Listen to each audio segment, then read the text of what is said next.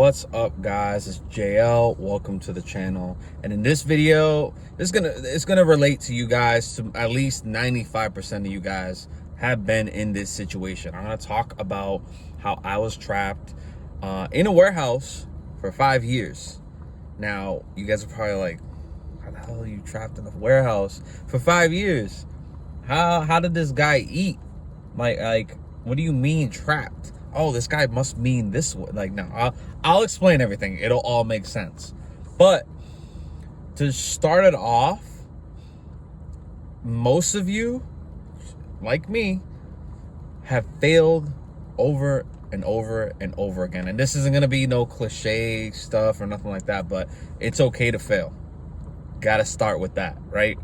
Now, let's get into the story and why that quote relates to the story, right?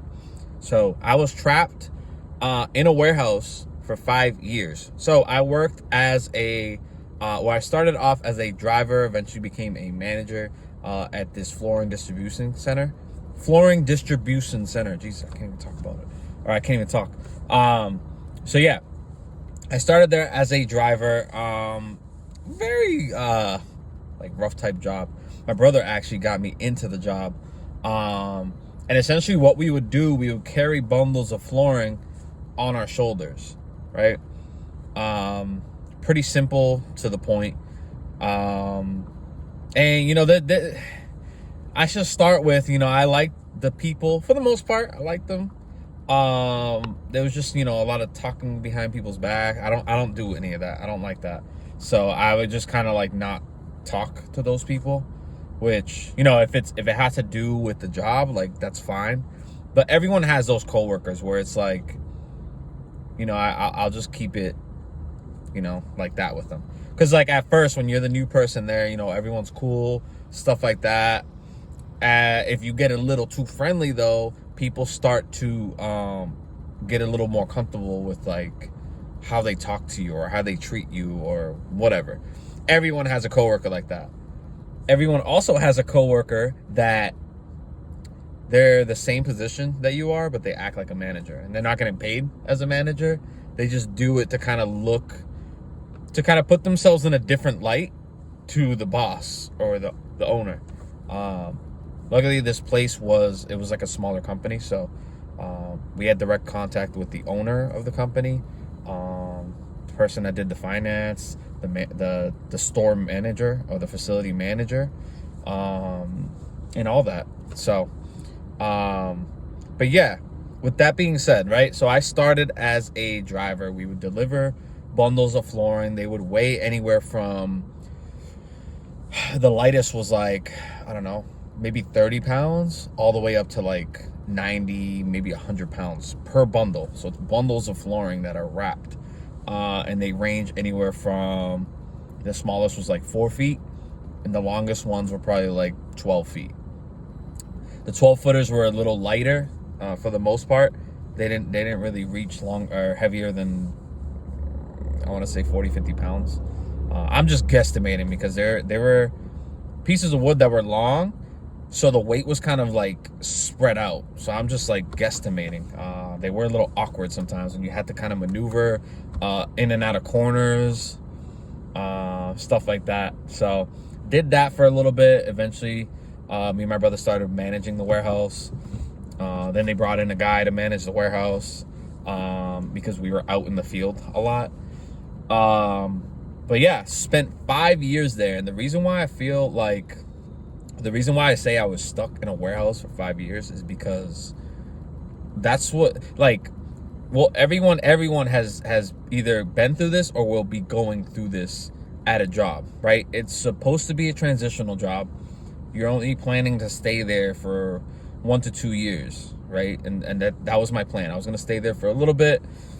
I worked with my brother, so it was a little more complicated. I didn't want to leave or anything, and make him look bad.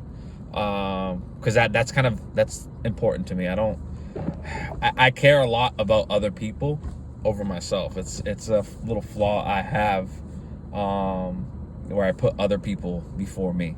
So in that time, so this is what, 2018-ish, 2019, I don't know.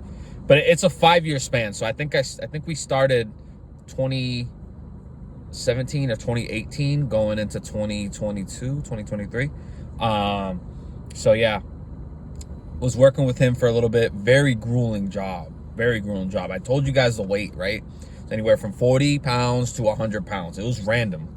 Most of the time, we would just get the amount of flooring and be told, hey, the person doing the job wants it in this room. Cool, no problem. The issues arose when a person would be like, oh, I know they wanted it here, but we're gonna go right up this way. Like, oh, I used to hate when people would point upstairs, because we had a paying bonus, right? And I was super grateful that the boss was able to implement this into the pay. And so every bundle that we would bring up the stairs, right? So let's say I brought one 60-pound bundle. It's 50 cents. It's not a lot, but a whole truckload. So like a pallet of flooring could carry anywhere from 32 to 50 bundles. So let's say I brought 50 of those 50-cent bundles to the second floor. That's an extra $25 on my check. Like I said, it doesn't sound like a lot. I wish it was more, but that would be that. So if we brought 50 to the second floor, that's 25. If we brought it to the third floor, they double it. So it'd be $1 to the third floor, which would take a little longer because you're getting tired, climbing up those steps. And keep in mind, I'm doing all this crazy stuff over the span of a couple years, and like, you know, me trying to chase the bonuses and stuff like that, I'm just like, I don't have to go out and look for a job. But like, the reason why I say I was stuck is because I held myself back. I could have been trying to improve, right? And I'll get into that a little bit more. But about the bonuses, the only thing I didn't like about the bonuses, and this was like a little bit of the beginning of my frustration with that job, was certain people, certain business owners, he would waive the bonus fee. So like, we'd be going up to the third, fourth floor, and there'd be no charge, and we literally get nothing for like doing that extra effort. Now, again, if that was never in place, you know, there could be a situation where that was never in place. I don't know if I'd last that long, but the bonus kept me going. You know what I mean? It's something to chase for.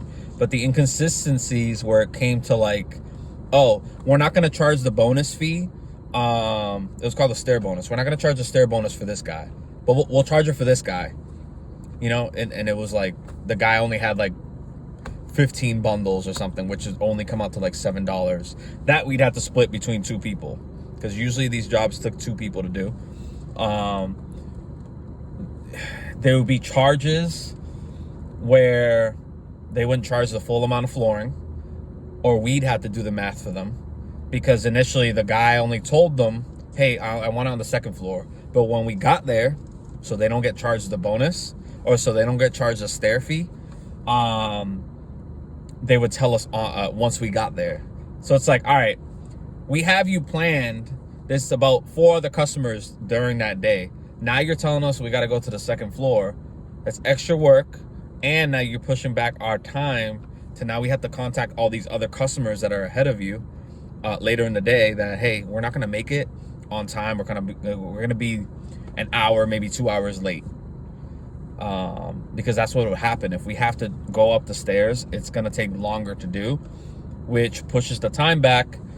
Let's say we run into traffic now it's going to take us, instead of 25 minutes to the next job, it's going to take us an hour and 20 minutes maybe.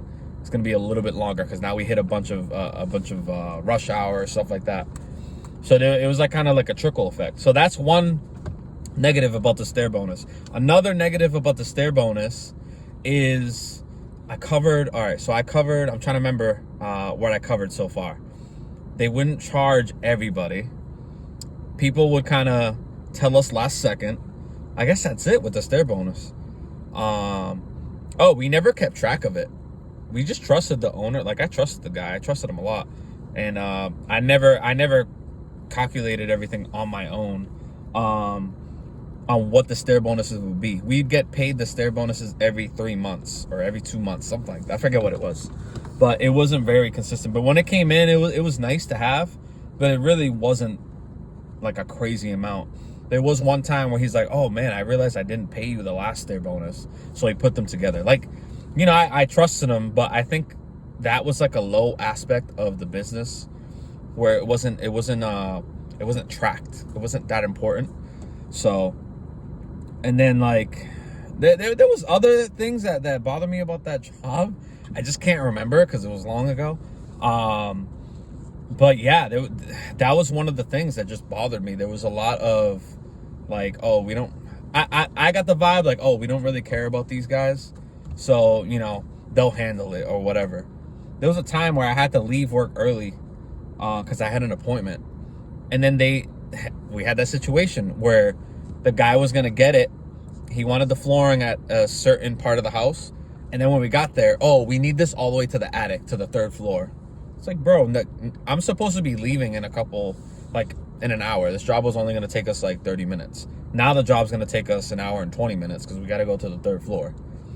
And like, I literally said, no, I'm out of here. I'm going home. I'm going back to the shop.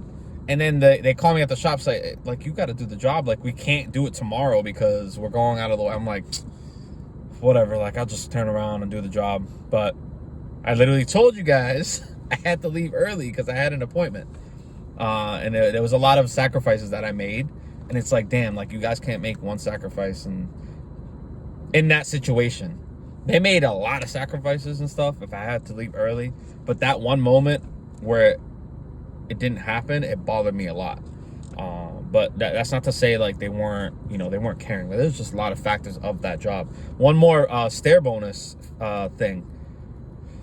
There'd be homes where the first floor wouldn't be. All right, so let's say the garage was the first floor. If the first floor was technically the 2nd floor, if that makes sense, there would be no stair bonuses. So even though we're going upstairs above the garage, it would still be considered the first floor. Or maybe the house is like by the beach, and we'd have to go up 2 flights of stairs. That would still be considered the first floor. We wouldn't get no bonus. So all those houses were disqualified for getting the bonus for those homes. I don't want to go too crazy into the stair bonuses, but there was a lot of inconsistencies at that job.